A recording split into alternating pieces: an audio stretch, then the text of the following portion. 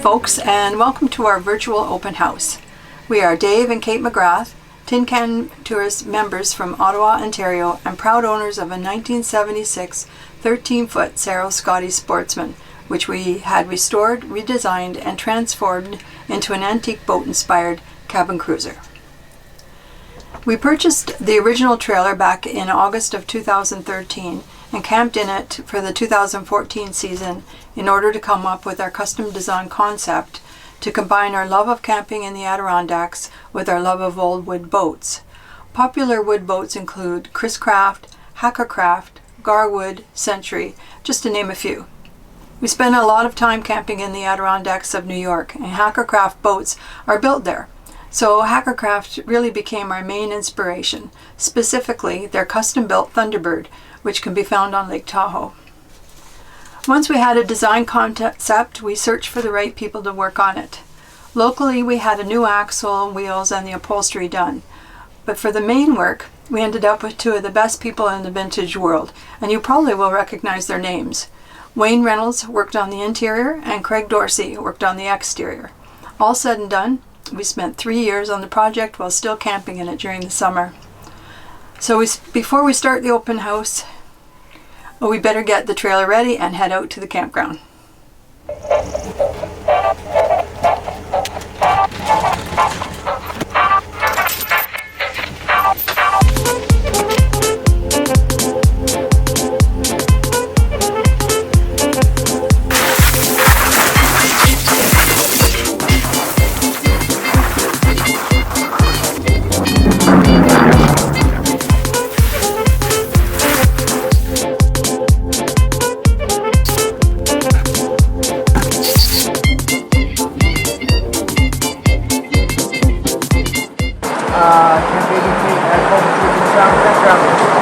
Oh yeah, you want to go out here and turn left, take your first left, take the road all the way around, and then you should see it on your left. Okay, thanks. Okay, bye.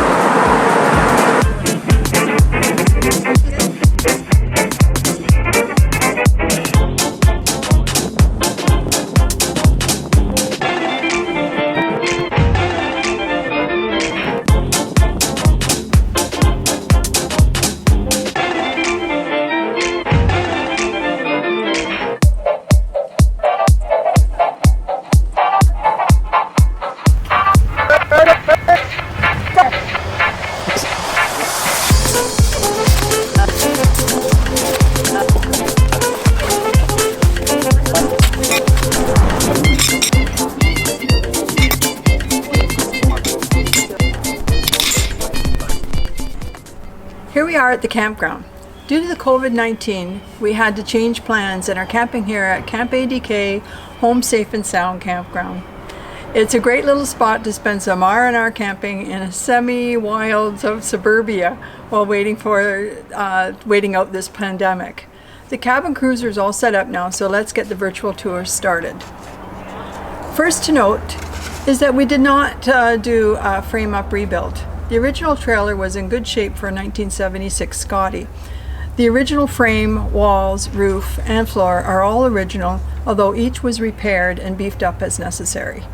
The butyl tape was old and leaking, but that would all be replaced with the exterior work. In the fall of 2016, we towed the trailer 18 hours to Nova Scotia, where Craig Dorsey worked on it throughout the winter. Craig would send photos of the progress in repairs. He only really showed us one photo of the design concept, and that is of the cutwater design at the front of the trailer. He kept the project under wraps until we did the HGTV home show final reveal when we picked it up, eyes closed till the last moment, and camera set for the first sight shot.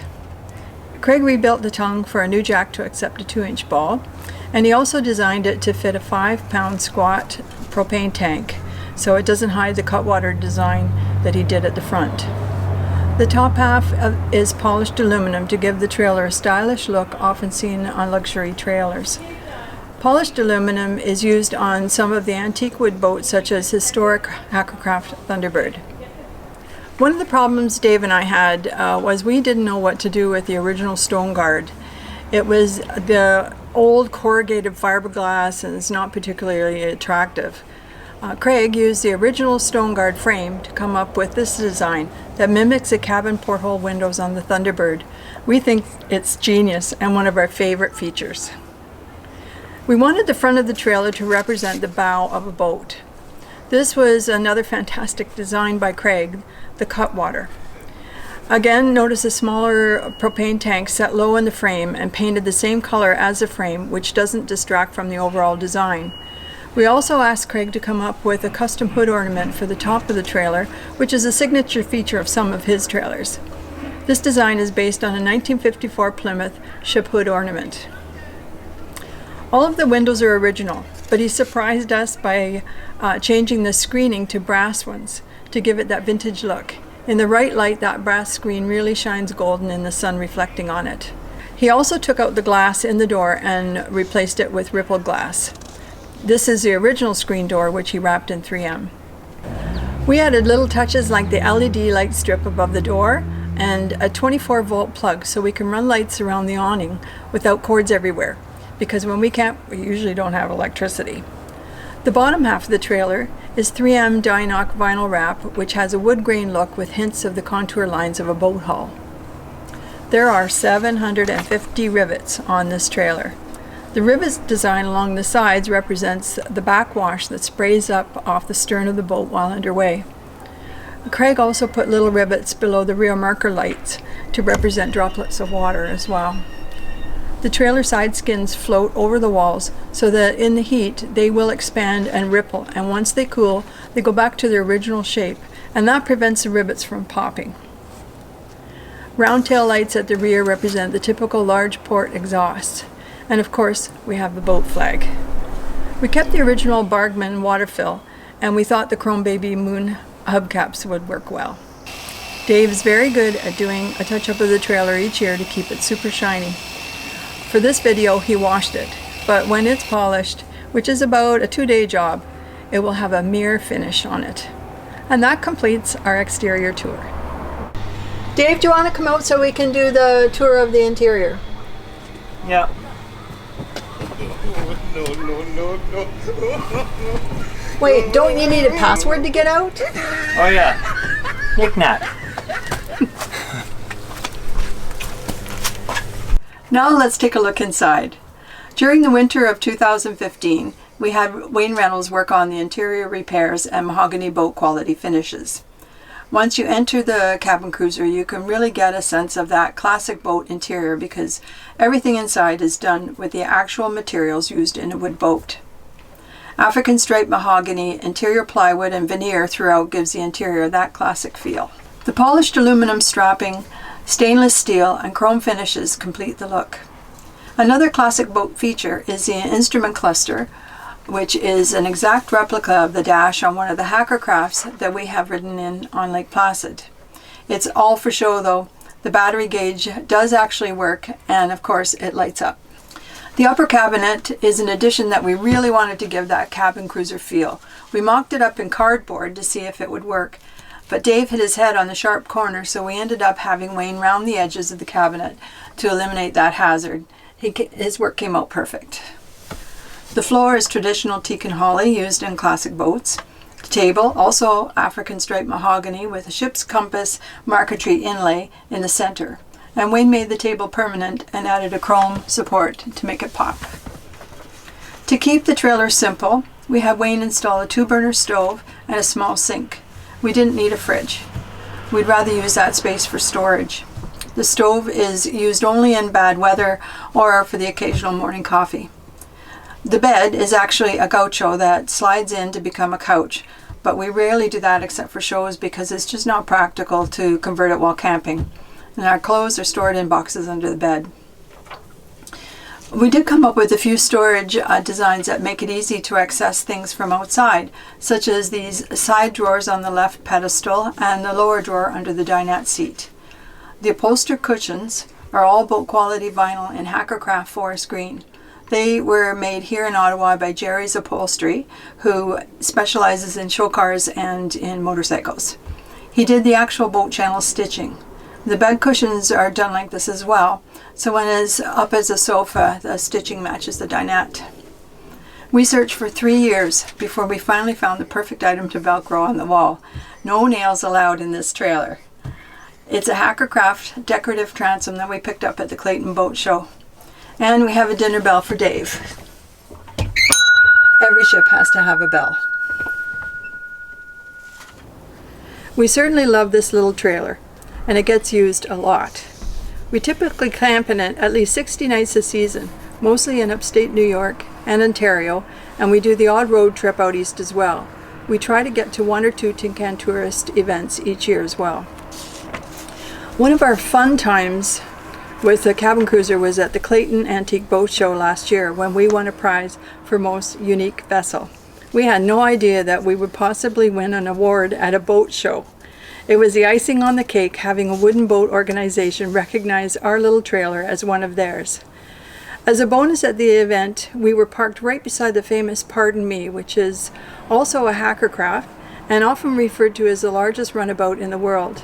Here's a photo of the Pardon Me pulling our little cabin cruiser. Well, that completes our tour of our little gem of a trailer.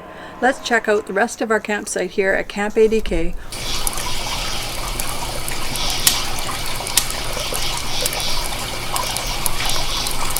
It's evening, and we're all set up at our Camp ADK Home Safe and Sound campground that Dave and I created. We had a huge camping season planned, and of course they all got delayed now, and so to make up for it, we took stones that were in our backyard, actually in the very back, that our neighbor had given us, and created a little stone patio, and the only thing we had to buy was a campfire, right Dave? That's great. Even this beautiful water fountain we found free. It sounds like Ron. Here's Ron. Here's Booth. Oh look! Hey. Hi Ron! Great trailer, isn't it? Yeah, looking forward to camping again, getting back. If not in the fall, we hope to see everyone next year at one of the rallies. Bye for now. Bye. Oh. Give me 5. Oh, yeah. Don't go away. Now here is a photo slideshow of our travels with our various trailers. You'll notice we tend to camp a lot by the water. We're definitely lakeside campers.